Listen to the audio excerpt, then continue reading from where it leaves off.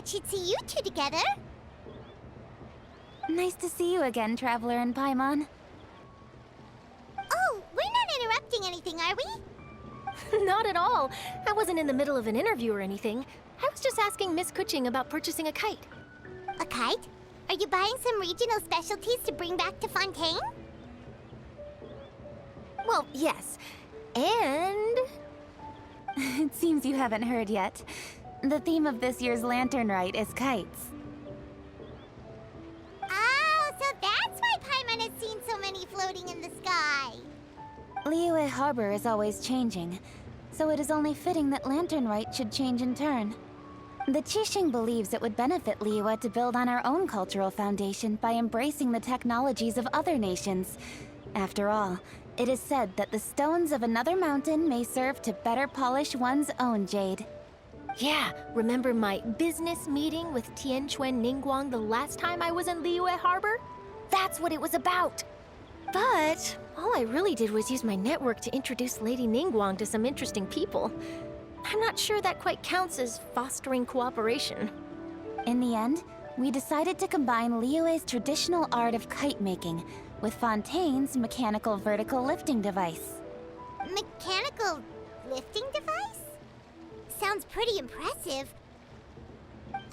But don't kites just use the wind to fly? Why would you need to add something mechanical? Well, you've actually just answered your own question, Paimon. How high and far a kite can fly depends as much on the weather conditions as on the skill of the person holding the string. But as soon as there's no wind, you can only flail about helplessly like a sweet flower medaka out of water. Experience doesn't matter at that point. Exactly. Liyue is now a nation ruled by humans after all. It's about time we had the power to make a kite fly, don't you think? Plus, the easier we can make it to enjoy, the more people will want to participate. Right? I also thought it was a novel idea. Plus, it shouldn't cost much to do. With Miss Charlotte's help, everything has gone smoothly. Our new mechanical kites are already available to purchase from a stall in the harbor. We're having trouble keeping up with demand. We also gave quite a bit of thought to the price. We didn't want it to be too much more expensive than a traditional kite. Cool! Turns out you two and Ningguang like playing with toys just as much as Paimon! Toys? They're not exactly toys. You see, Miss Keqing, that does seem to be everyone's first reaction. Although kites are one of our most time-honored cultural relics, outside of their use in certain ceremonies, I suppose they're considered playthings more than anything now. But to me, there's so much more than that. Think for a second about how remarkable it is that a flimsy paper kite attached to a string has the capacity to touch the sky. It is this light piece of paper that also carries the weight of Liyue's cultural traditions. There's an old poem that goes, "O kite born of paper, flying true and sound, a lone traveler wanders, just waiting to be found."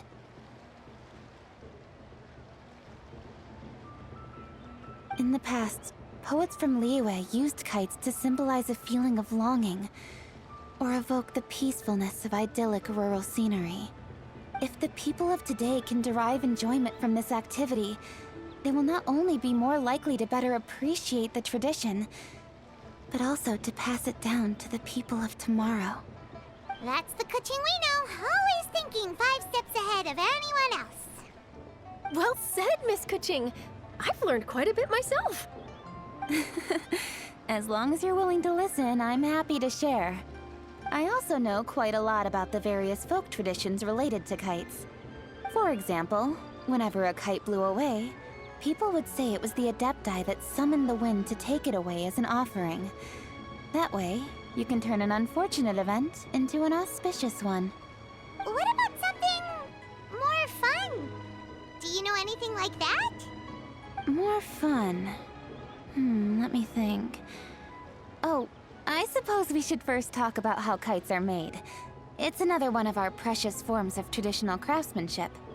My grandfather told me that, back when he was a boy, children learned the art of kite making step by step from their elders.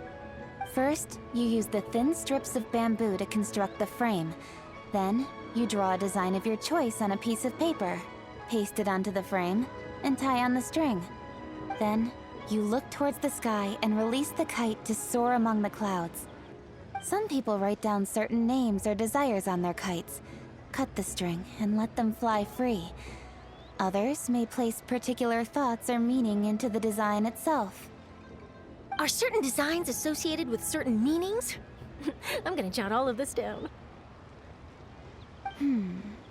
Well, for example, kites in the shape of a butterfly typically symbolize freedom, happiness, or the desire to break free. Fascinating. What else can you tell me? The scissored-tailed swallow is the most classic design. It symbolizes good fortune and joyful tidings. Different colors also have small variations in meaning.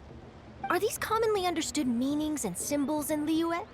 Kind of like the language of flowers in Fontaine. I believe so. Most have probably heard something about it from their elders at some point. If you're interested, Miss Charlotte, I have several books on the topic that I could lend you. They could be a useful reference. That would be a huge help! Great! Looks like I've got the outline for quite the article on my hands. Perfect! We're gonna take a look around. Then I'll show Miss Charlotte to my home for a little while. I almost forgot. The Ministry of Civil Affairs is hosting a kite flying contest on the night of Lantern Rite. If you're interested, you're more than welcome to bring a kite and participate. The rules are simple. Whoever flies their kite the highest and furthest within the time limit will receive a special honor along with a secret prize. I've already prepared more than enough empty film for the event. I can see the spectacle already. Oh, Paimon was on board the moment you said secret prize. Then I'll look forward to seeing your performance. You bet! See you then!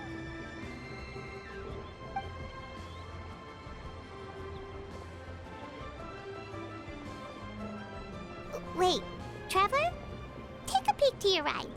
Do you see those two people lurking over there? Is it just Paimon?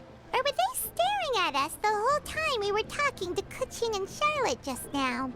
They seem fishy. Huh. Well, yes, but something's up. Paimon just has a bad feeling. Do you think they could be treasure hoarders? They always seem to be stirring up trouble during Lantern Rite. Oh, Paimon's sick of waiting around for something bad to happen. We should strike first, you know. Foil their plans before they even begin. You go right, Paimon will go left.